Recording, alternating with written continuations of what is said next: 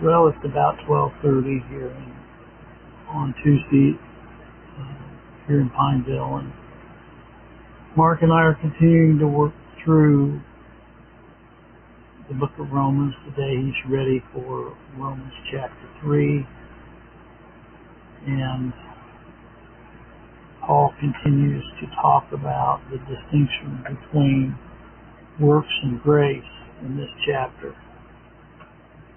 And he talks about that every man's a liar. And he says that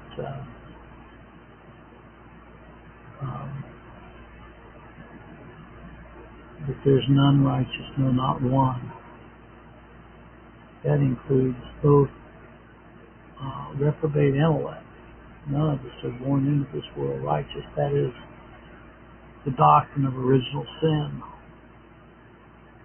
And he also says that there is none that seeketh after God. He says they're all gone out of the way. And he says that by the deeds of the law no flesh shall be justified. But he also says that all have sinned and come short of the glory of God. But those who are justified freely by God's grace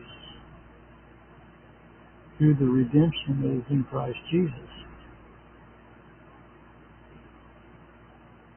And he says that they're justified by believing in Jesus, and the only way they can believe in Jesus is to be born again. And so faith has its origin in the authorship of Christ. So that's what he's talking about here. So I'm going to have Mark read through this chapter, and then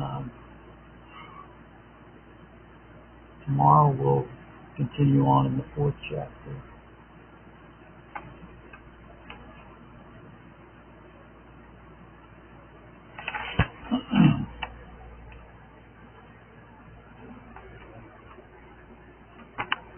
What advantage hath the Jew, or what profit is there of circumcision? Much every way, chiefly because that of them are committed the oracles of God. For what if some did not believe, shall their unbelief make the faith of God without effect? God forbid, yea, let God be true, but every man a liar. And it is written, that thou mightest be justified in thy sayings, and mightest overcome when thou art judged. But if our righteousness commend the righteousness of God, what shall we say? Is God a righteous who taketh vengeance? I speak as a man, God forbid, for then how shall God judge the world? If the truth of God hath more abounded through my lie unto his glory, why yet am I also judged as a sinner?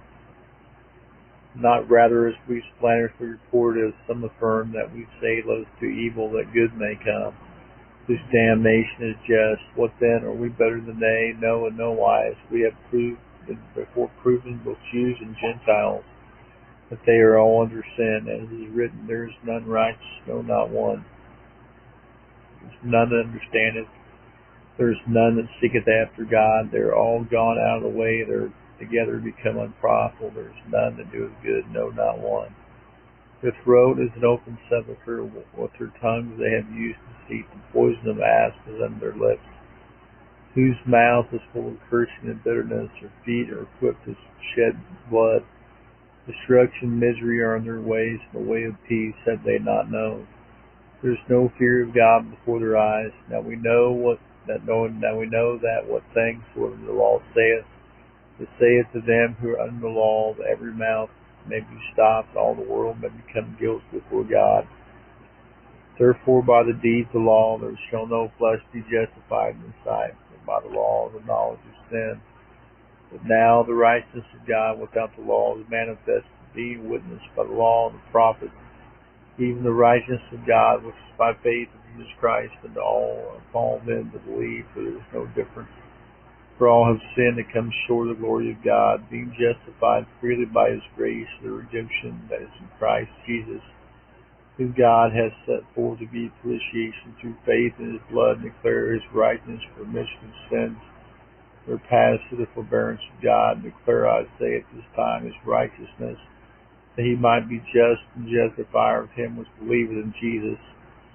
Or is boasting then excluded by what law of works? Nay, but by the law of faith. Therefore we conclude that a man is justified by faith without the need of the law.